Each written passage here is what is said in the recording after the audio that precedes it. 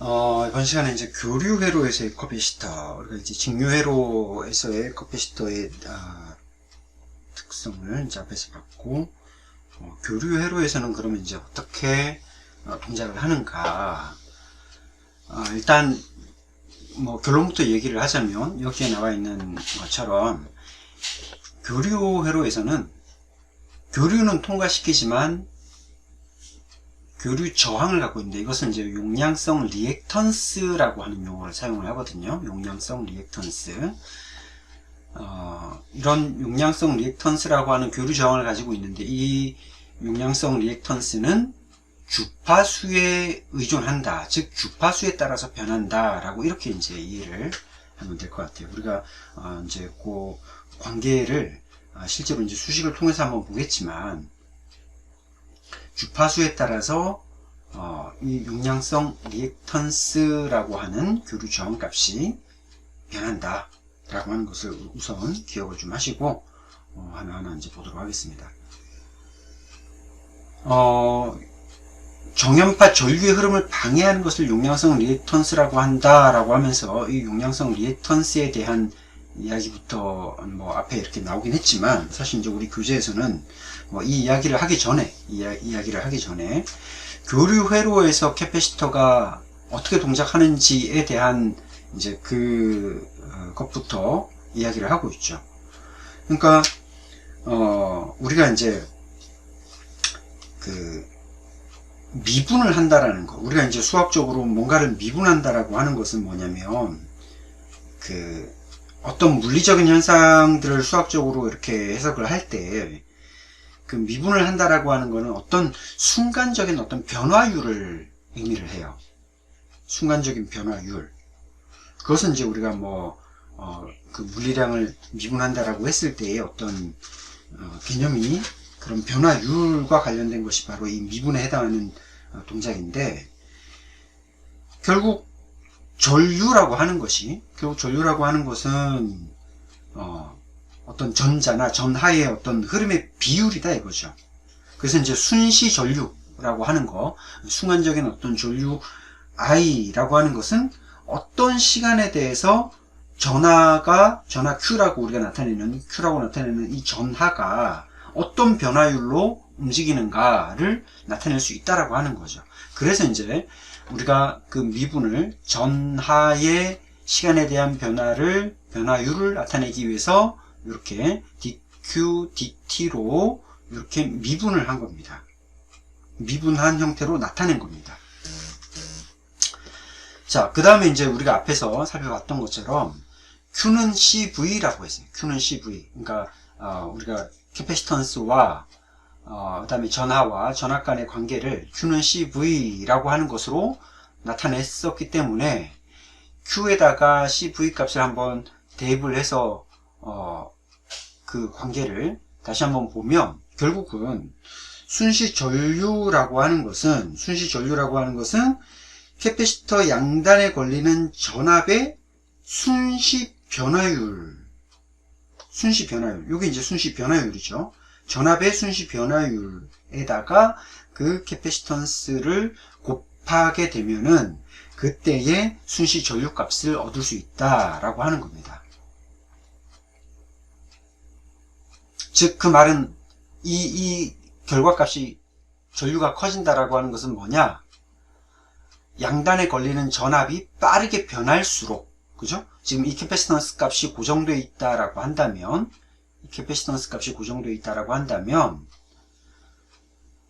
전류가 커질 수 있는 조건은 전압이 그냥 커지는 것이 아니라, 이건 변화율이니까 전압이 빠르게 변하는 거죠. 자, 그래서 우리가 이제 회로를 만약에 이런 식으로 이제 연결해서 전류를 직접 한번 측정을 해본다. 자, 하나의 캐패시터와 캐패시터에다가 여기에 이제 AC 가변 전압 소스를 하나 걸고 여기서 지금 전류를 측정을 한번 해본 겁니다. 전류를 측정을 했는데 언제 이 전류값이 더 커지느냐? 우리가 이제 조금 전에 앞에서 했던 얘기지만, 프리퀀시가 증가한다라고 하는 것은 결국 전압의 변화율이 더 큰 것을 의미를 하는 거죠. 그죠?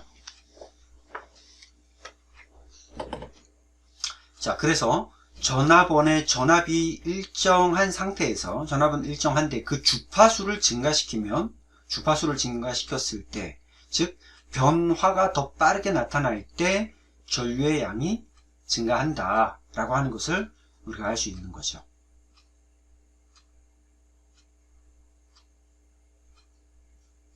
그래서 주파수가 증가하면 dVdt 값이 증가하니까 결국은 이 앞에 dVdt가 증가한다라는 것은 결국 전류가 증가한다라고 하는 얘기죠.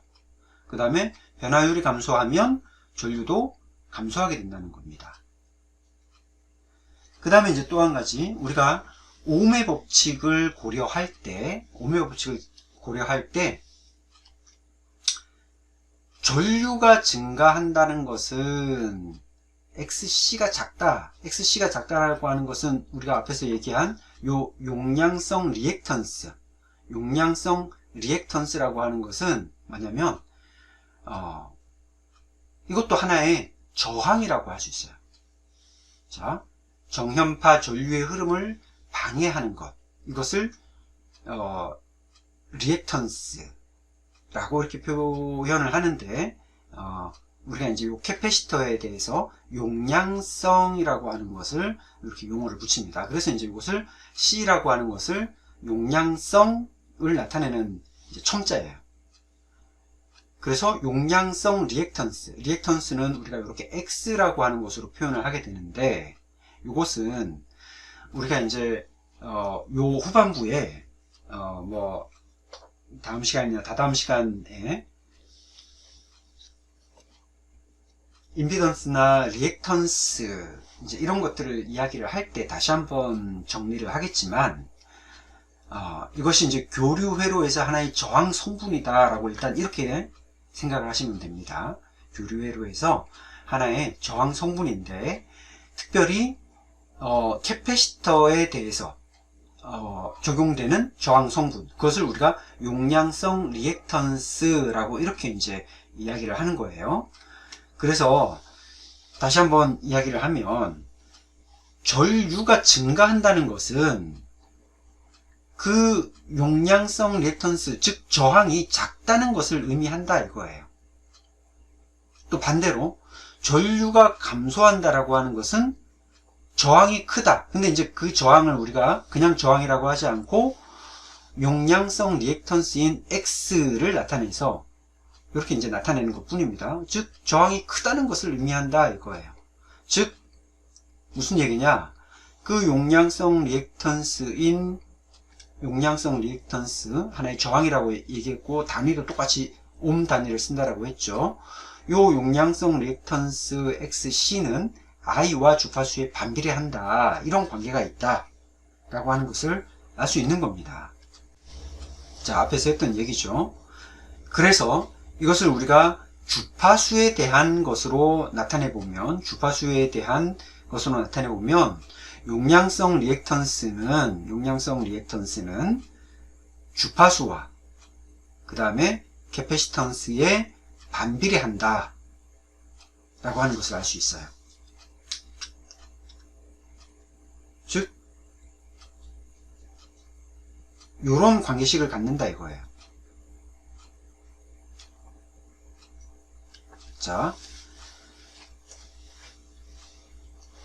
지금 현재는 단순히 우리가 뭐 용량성 리액턴스가 어떤 저항인지에 대한 어떤 그런 정의라든가 그런 것들을 우리가 수학적으로 지금 설명을 안 했기 때문에 제가 다시 한번 이야기를 그냥 또 한번 강조해서 이야기를 하지만, 이 용량성 리액턴스라고 하는 요 교류 회로에서의 저항 성분은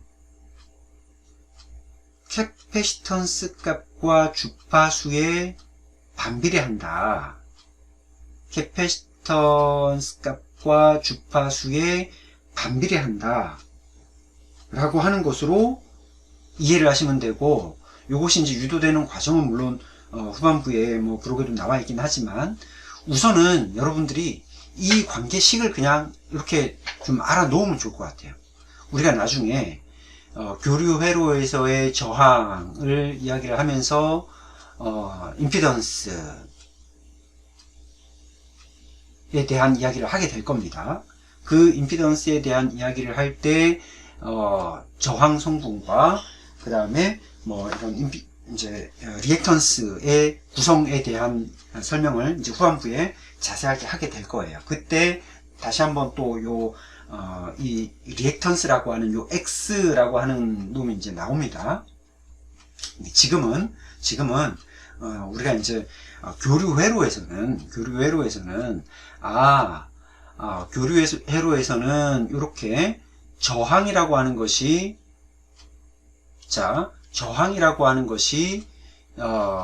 성분이 있고, 그러니까 캐패시터의 동작에서 저항이라고 하는 그 특징을 가지고 있고, 그런데 이 교류 저항의 특징은 주파수에 의존한다. 주파수에 따라서 달라질 수 있다라고 하는 요 캐패시터의 특징에 대해서만 여러분들이 기억을 하면 된다라고 하는 겁니다.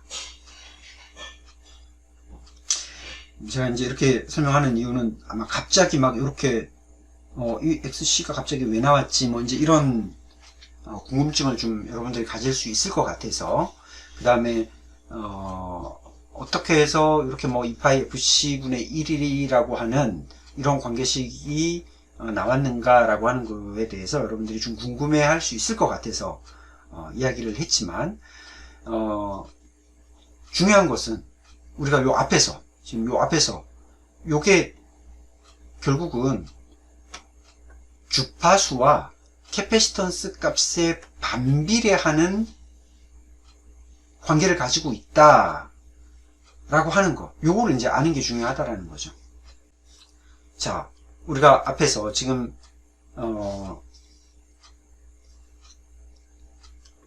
만약에 dV/dt 값이 일정하다, 즉 변화율이 만약에 일정하다면 이 캐패시턴스 값이 증가하면 I 값도 증가한다라고 했죠. 그죠? 왜냐하면 앞에서 우리 지금 I는 C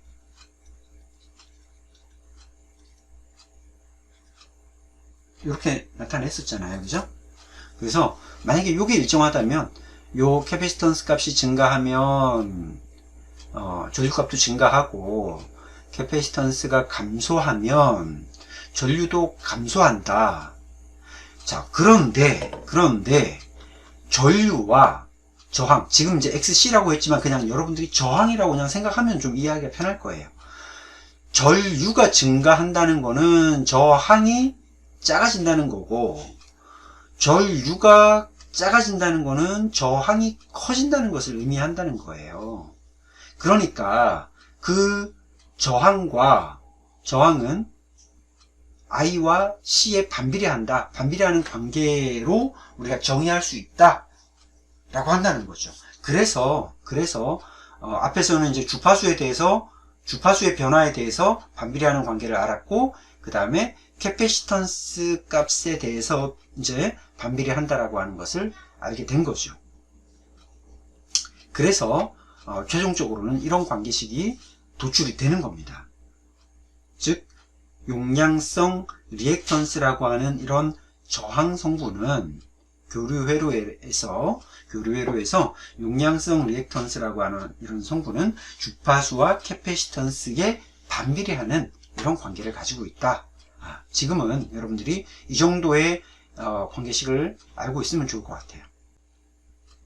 자, 그 다음에 여기서는 전략하기 전에 위상천이 이렇게 나와 있는데, 우리가 앞에 식에서 I는 캐패시턴스 곱하기 이제 변화율 dV/dt 전압의 변화율에 대해서 이걸 이제 정의를 했었잖아요. 그래서 만약에 dV/dt 변화율이 없으면 I 값은 0이 되는 거예요. 전류 값은 0이 되는 겁니다. 그런데 dV/dt 값이, 즉 변화율이 최대가 되는 시점은 여기인 거예요. 여기 이 꼭대기가 되는 이 점은 변화율이 제로가 되는 시점이에요. 또 반대로 음의 방향으로 변화율이 최대가 되는 시점은 요 지점이죠. 그래서 전압에 대해서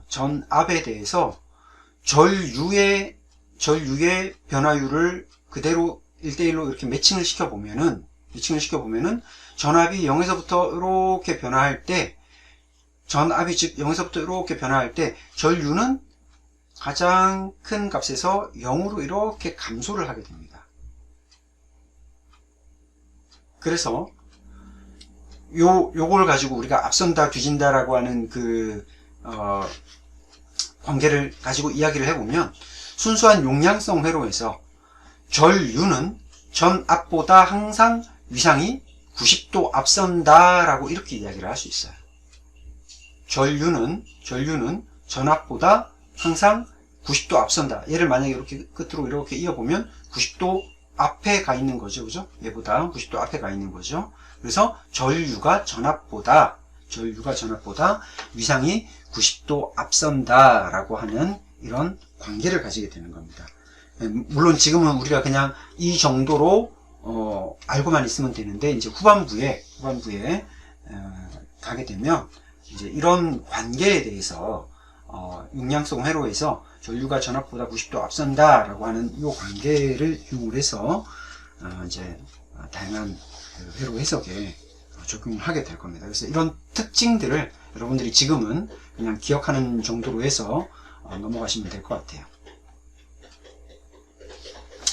자, 캐패시터 전력, 우리가 이제 전압에 대한 거, 전류에 대한 거를 한번 봤고, 그 다음에 전력에 대한 부분들을 이제 한번 보게 되면, 우리가 이론적으로 이상적인 캐패시터에서는 에너지 손실이 없는 거예요.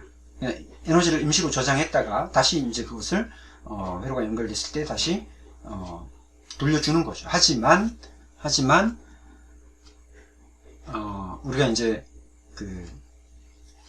실제로는 누설 전류 또는 그 내부에 또 재판 저항 이런 것들이 있기 때문에 실제로는 이제 리크가 있다라고 이렇게 이제 보는 거고요. 자, 순시 전력이라고 하는 것은 그냥 단순하게 순시 전압값과 순시 전류값을 곱한 값을 그냥 우리 순시 전력이다라고 이렇게 이해를 하시면 되겠습니다. 그런데 우리가 이제 유효 전력과 무효 전력이라는 말을 이제 여기서 하게 되는데, 유효 전력, 우선 이상적으로 유효 전력이라고 하는 것은 앞에서 얘기한 것처럼 이상적인 상황에서는 에너지 소비가 없어요. 리크가 없다라고 보는 거죠. 그렇기 때문에 유효 전력은 그냥 0이 되는 겁니다. 에너지 소비가 없습니다. 그런데 우리가 단순하게 전력 소모가 없다, 이상적인 값은 0이다 라고 이렇게 회로를 해석할 수 없기 때문에 실제적으로 무효 전력이라고 하는 것을 이용을 해서 캐패시터가 에너지를 저장하거나 다시 에너지원으로서 다시 전원으로 반환하는 어떤 비율을 이렇게 이제 무효 전력이라고 하는 것으로 나타내게 되는 겁니다. 그래서 R이라고 하는 것을 reactive라고 하는 단어를 써서 R이라고 하는 첨자를 아래쪽에다 이제 붙이게 됩니다. 그래서 이걸 무효 전력이라고 이야기하는 거고, 자, 여기서 이제 무효 전력을 구하는 방법은 전압과 전류의 RMS 값을 서로 이렇게 이제 곱해 줌으로써 구할 수가 있는데, 우리가 교류회로에서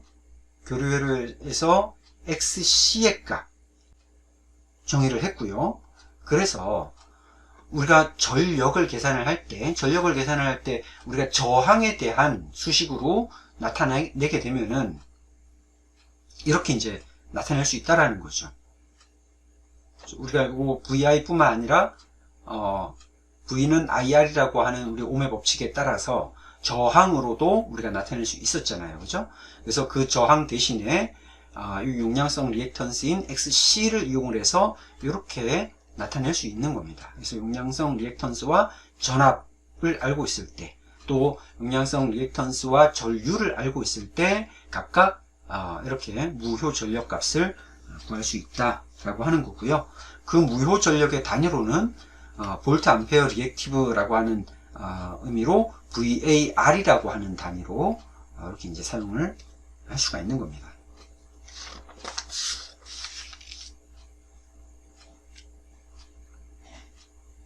자, 뭐 간단한 거지만 그 예제 12-19에 있는 예제를 통해서 한번 보면 다음 회로에서 유효 전력과 무효 전력을 구하여라 라고 했어요. 자, 우리 뭐 앞에서도 얘기했지만 이상적인 커패시터에서는 유효 전력 값은 항상 0이라고 했죠. 그죠? 그 다음에 이제 무효 전력 같은 경우는 우리가 이제 여기서 전력을 구하기 위해서 알 수 있는 몇 가지의 값들을 통해서 계산해 내면 되는데, 우선 전압값 VRMS와 IRMS 값을 알면 되는데, 지금 현재는 IRMS 값보다는 그러니까 캐패시턴스 값과 주파수가 주어졌기 때문에 우리가 용량성 리액턴스 값으로 계산을 하는 게 더 빠르겠죠. 그죠? 그래서 2πfc분의 1이라고 하는 공식에 대입을 해보는 겁니다. 그러면은 Xc는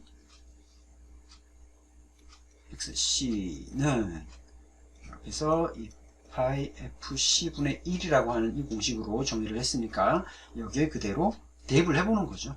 그렇죠? 2π는 그대로 상수처럼 사용하시면 되고, 주파수는 2kHz, 그 다음에 캐피시턴스는 0.01 마이크로페라.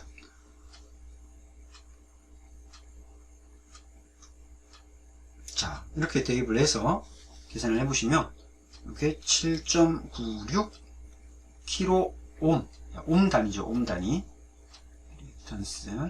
옴 단위로 나타나는 거고요.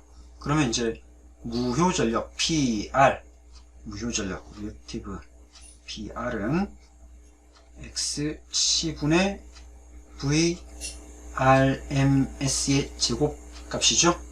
그래서 이 값을 각각 전압 2V, VRMS 2V 대입을 해서 계산을 해보시면은 503 마이크로 VAR 이렇게 바라고 하는 것으로 나타낼 수가 있습니다.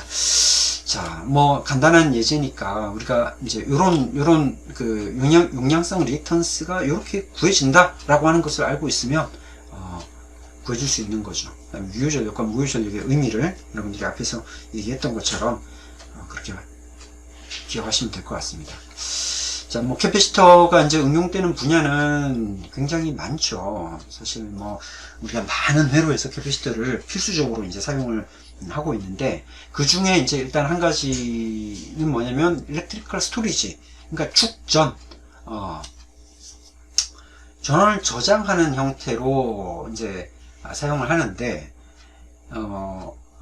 우리가 뭐 저전력 회로에 대한 어떤 보조 전원으로서 사용을 하기도 하고요. 하지만 이게 이제 오랫동안 유지될 수 있는 전원은 아닌 거예요. 그래서 우리가 이걸 뭐 백업 배터리라고도 하고 하는데, 특히 이제 이게 실제 산업 현장에서 좀 응용돼서 사용되고 있는 것 중에 하나는 뭐냐면, 우리 산업용 제어기들 있죠. 뭐 PLC라든가 또는 어떤 특수한 PC용 제어기라든가, 이런 제어기들은 어떤 연산을 막 이렇게 이제 수행을 하고 IO 제어 뭐 이런 제어를 수행을 하고 있다가 갑자기 전원에 문제가 생겨서 전원이 차단이 되는 경우가 있죠. 그런 전원이 차단이 되는 경우에 자기가 연산하고 있던 어떤 값들을 저장해야 될 필요가 있어요. 프로그램들을 그 마지막에 상태를 저장해야 되는 그런 필요들이 있는데, 그런 동작들을 할 때 이런 캐패시터들이 그런 마지막 그 어떤 전원이 딱 차단이 된 그런 상태에 안정적으로 저장할 수 있는 그런 그 어떤 전력을 확보하는 그런 목적으로서 이렇게 이제 많이 사용되기도 합니다.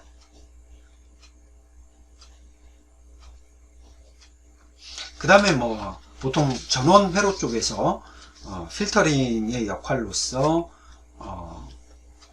많이 사용이 되고 있죠. 정유기, 보통 이제 전원 공급기가 이렇게 정유기와 필터로 구성이 되는 거예요. 특히나 이제 우리 DC 파워 서플라이라고 하는 거, 그러니까 이제 교류 전원을 받아서 이것을 직류로 바꿔주는 그런 것들은 이제 보통 다 이렇게 렉티파이어라고 하는 정유기를 다 이제 사용을 하는데, 이런 교류를 만약에 반파 정유를 하게 되면 이렇게 이제 말 그대로 반파, 위에 부분만 이렇게 남는 거고, 전파 정유기라고 하는 것을 이용을 하게 되면은 이렇게 이제 이게 이렇게 반대쪽으로 올라가서 이런 모양이 쭉 이어지는 이런 이제 모양이 남는 거죠. 그리고 여기에 필터를 적용을 해서 결국 이렇게 쭉 리플이 이제 안 생기는 이런 회로로 만들어 주는 겁니다. 일정한 직류 회로로 만들어 주는 거죠. 물론 우리가 이제 아주 이상적으로 아이디얼하게 아주 직선에 해당하는 이런 것들을 뭐 얻는 것이 아니라 아주 약간의 리플은 생기겠지만 그 리플이 허용되는 범위 안에서의 어떤 그런 최종 결과값들을 만들어내게 되는 거죠.